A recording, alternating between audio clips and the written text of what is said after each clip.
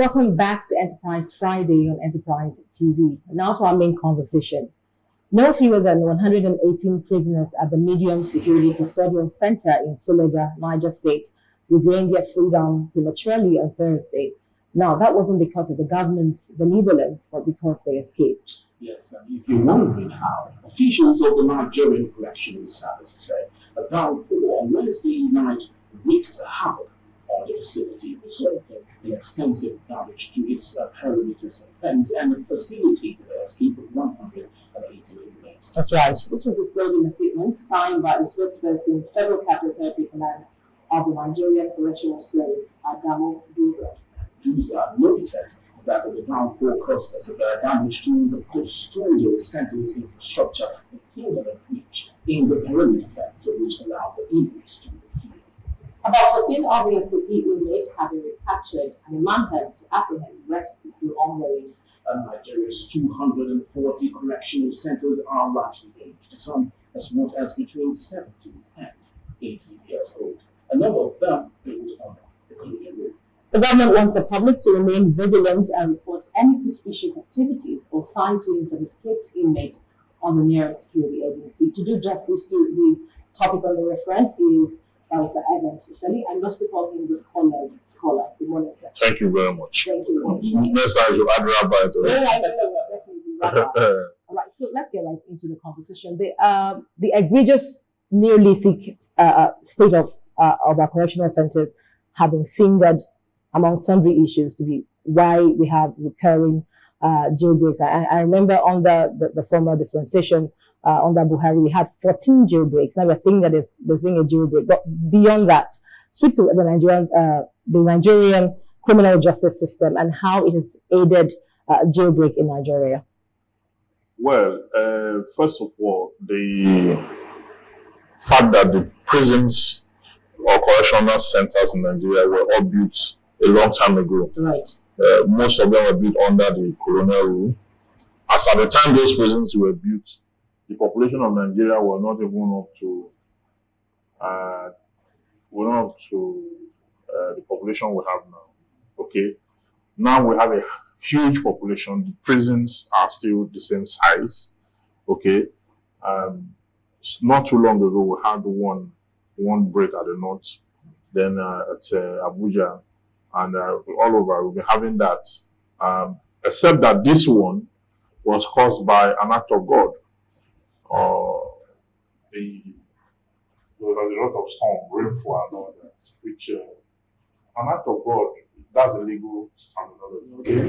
Where you say that an act of God in law means a natural disaster that couldn't have been prevented by the forces of humans, no matter how strong they are. So those ones were both moves, and inmates took off.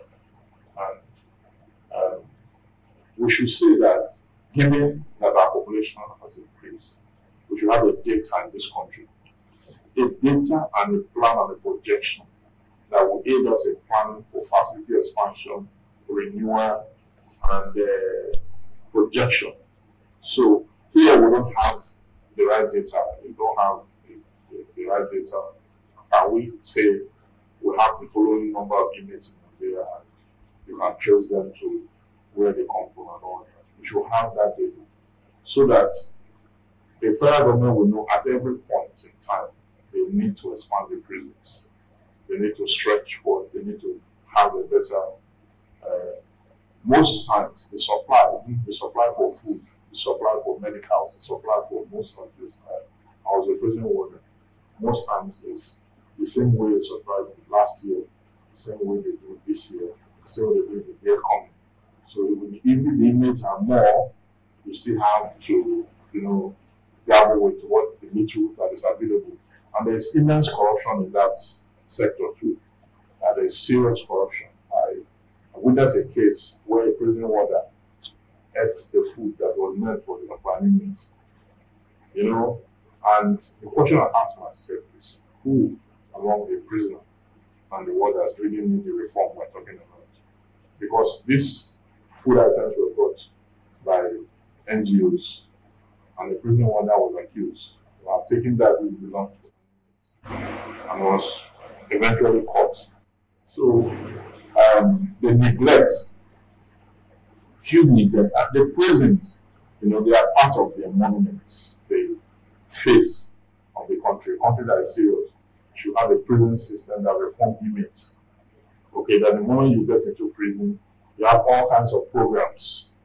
You have all kinds of, some of them school there, so they come out better citizens. But in our own case, where because we talk about addressing the justice system. Right. You understand? And I say justice is not just based on prosecution and conviction, and then you sentence someone. When you sentence that person, the sentence is not meant to kill the person.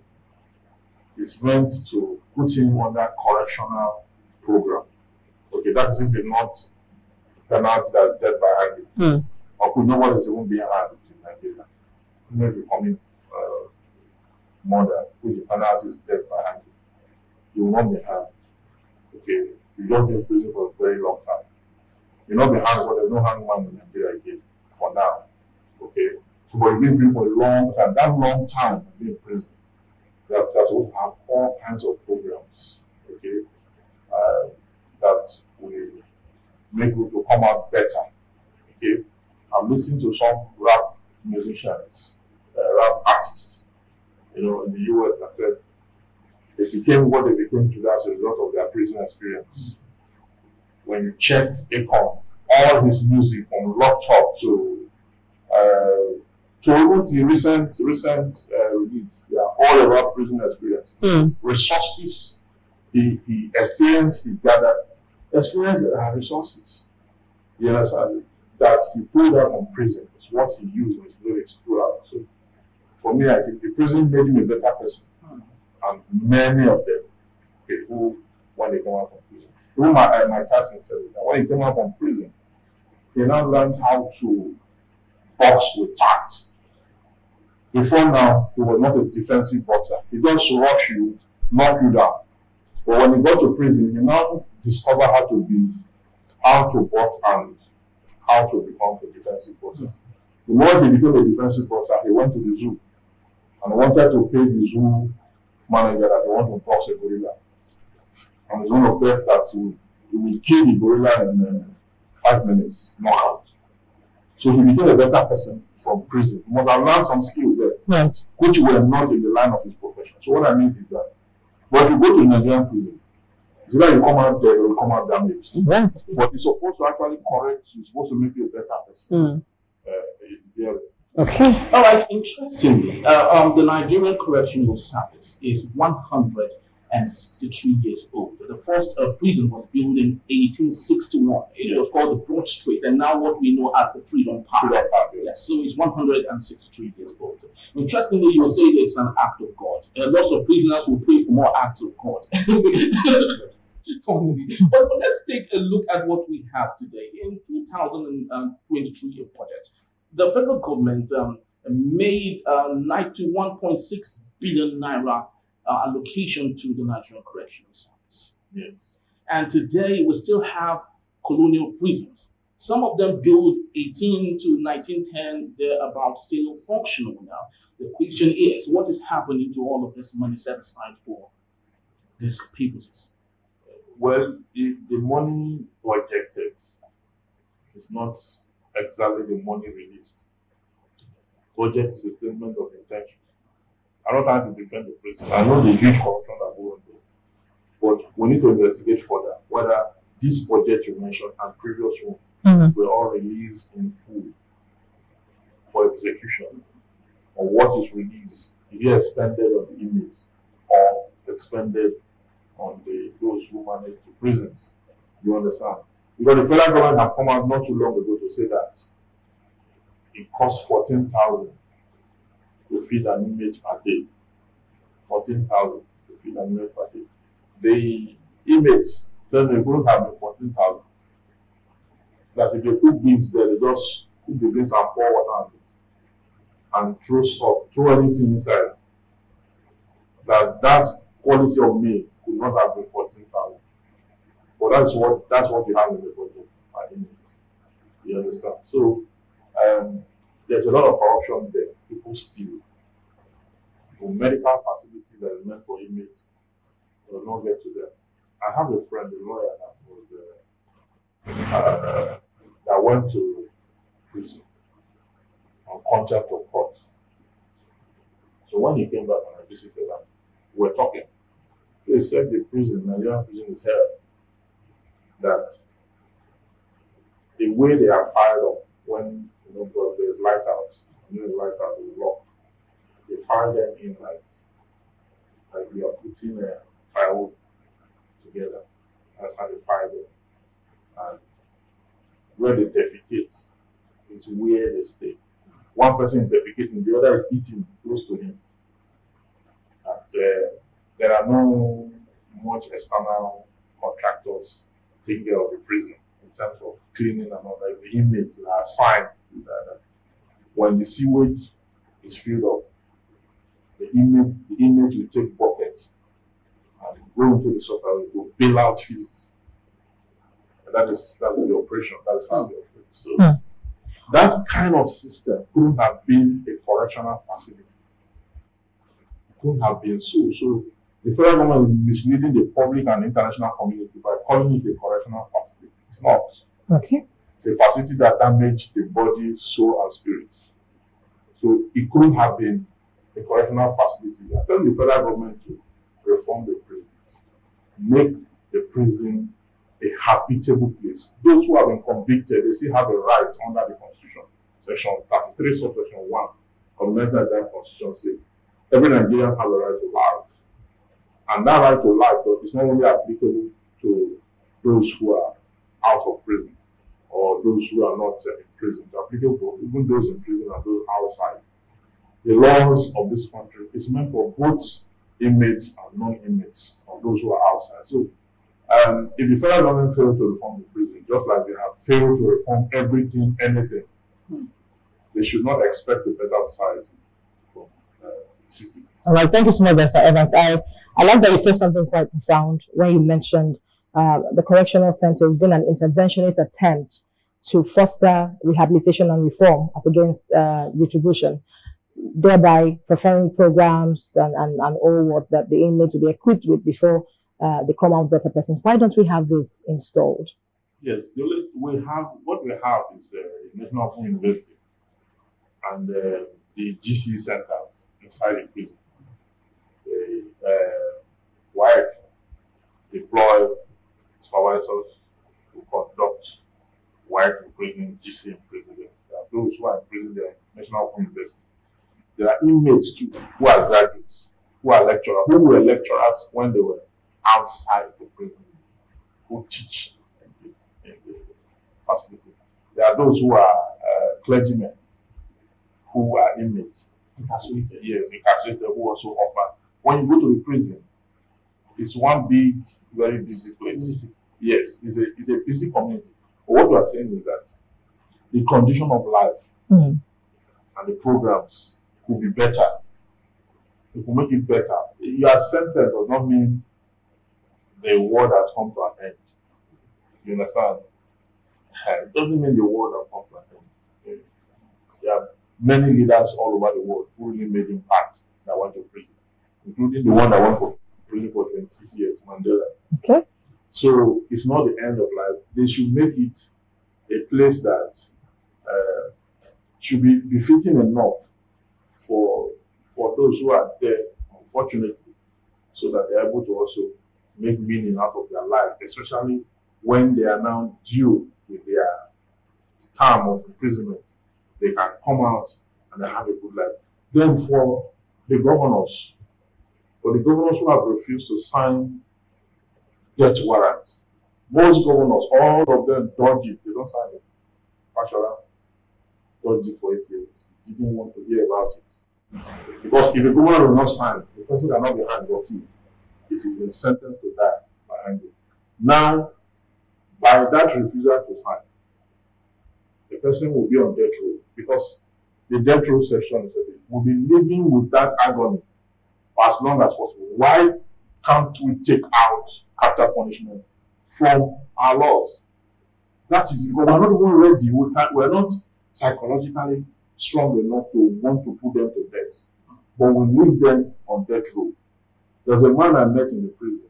I think he's, as at the time I met him in the prison, he was going to 80, he was 78 then, 78 years old. He's on death row. He's been condemned already. Those ones who are condemned, many of them in the prison, they are now mentally ill. There's one that worships the sun. He goes under the tree. Then I had a lot of clients there. I was doing pro bono for people who are incarcerated wrongly. Their files cannot be found. Their cases not be mentioned. They're not going to court. They're not sick. If we want to talk about the prison, maybe we need a full day to talk about the prison. So many issues are ongoing. Those who are so old. Then the amnesty program, the prerogative of mercy, and the Attorney General's own part of that. Attorney General can actually, the governor of the state can actually free a prisoner through a program, the amnesty council. They can say, okay, all inmates who are 10 years, you understand? 10 years there, you can free them. But that does not come often. It doesn't come all the time. And if it comes to you need a margin of prayer to ensure that your name is there and all that. So they live in a kind of condition that is so threatening. And it shouldn't be so. So reforming the prison is going to take a lot. But public outcry is required. Conversation must go on. Those who have people in prison custody must all come together. If they have to have an association, fine. But they must all come together to push for that conversation. Let the president, let the Attorney General of the Federation, let the Speaker of the House of Representatives, and the Senate President, let them be in that conversation to ensure that our prisons are truly correctional centers. All right, so while we talk about the prison reforms, and of course you just mentioned the disgusting nature of our state prisons, I would love to read from the Nigerian Correctional Service website. And this takes us back to the colonial era. It says here, even so, the colonial prison at this stage was not designed to reform anyone. There was no systematic penal policy from which direction could be sought for penal administration. Instead, prisoners were in the main used for public work and other jobs for the colonial master. For this reason, there was no need for the recruitment of trained officers of the prison. This is dated back to 1890 to 1910. This is 2024. Why does it look like we still have that colonial mentality till date? 1890. Slavery was abolished in 1867, 1868 by the Queen of England. So 1890 will be after slavery. Yes. So that the composition was not meant to reform anyone. Exactly. But was used to work. Using them to work is a process of reformation. Yeah, it doesn't have to be written in the face that you have been yes, it's reformation. They are not idle. They are deployed to work. They are doing something. Okay? Now, we are in 2024, okay, where we need where we now have templates and better lifestyle. You understand? If that prison were to be a conducive place in Suleja, the moment the perimeter fence caved in, the prisoners wouldn't have fled. They would have stayed back to secure it, to, you understand, to look for how to go about it. Okay. And it's even our prisons. There are some persons to be, at the risk of not sounding as a dehumanist, certain persons are actually better off in prison. Yes. I have been to a lot of prisons around the country in the course of my job as a lawyer. And I noticed that there's one guy in maximum prison there. He's been there for a very long time. And he's trading. He sells things. So all the prisoner, whatever you want is him. You know how to sell. He's better off. So sometimes he's on death row. Okay? In that prison, he's engaged. He's engaged such that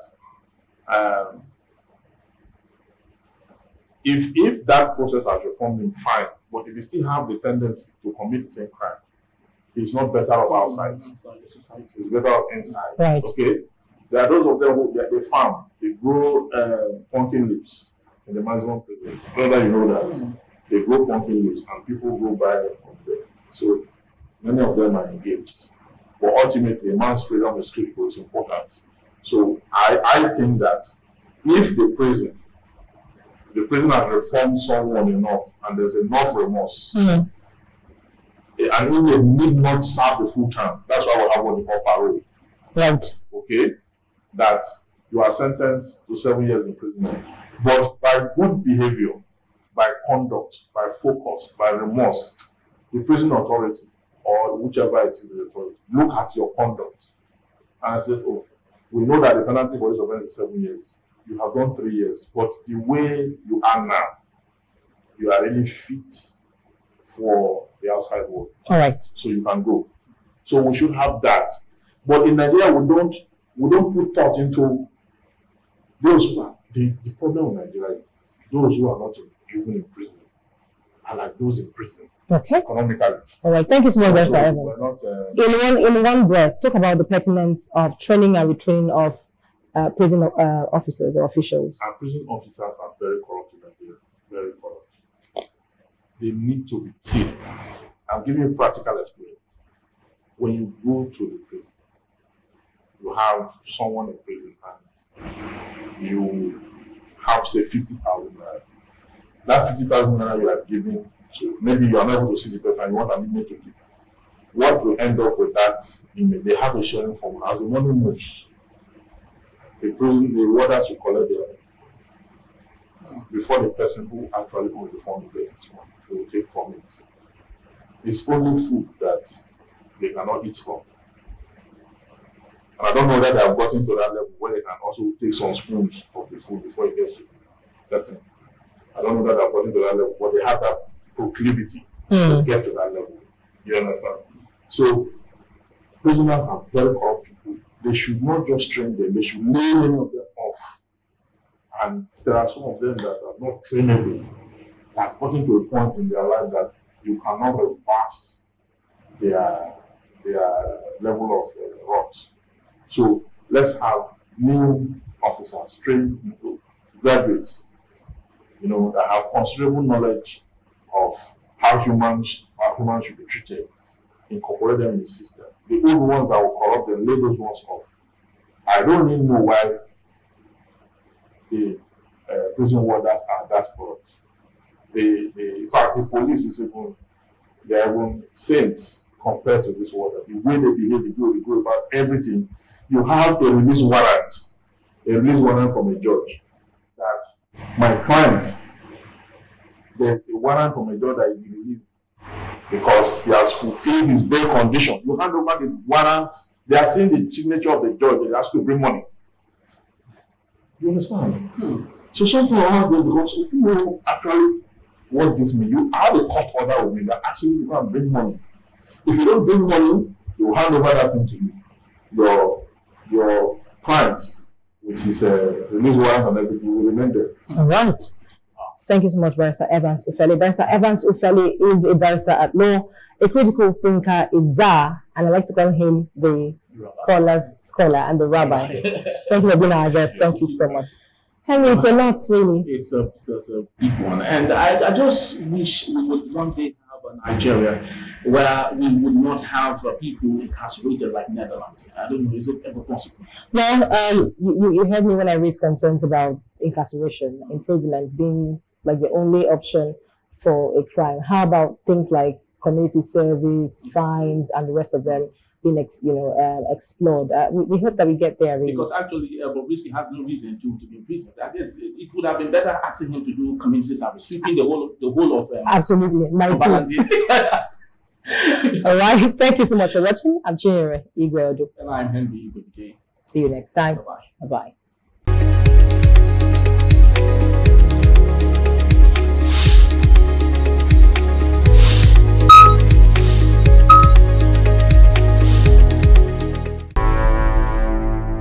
Enterprise TV, a tradition of truth.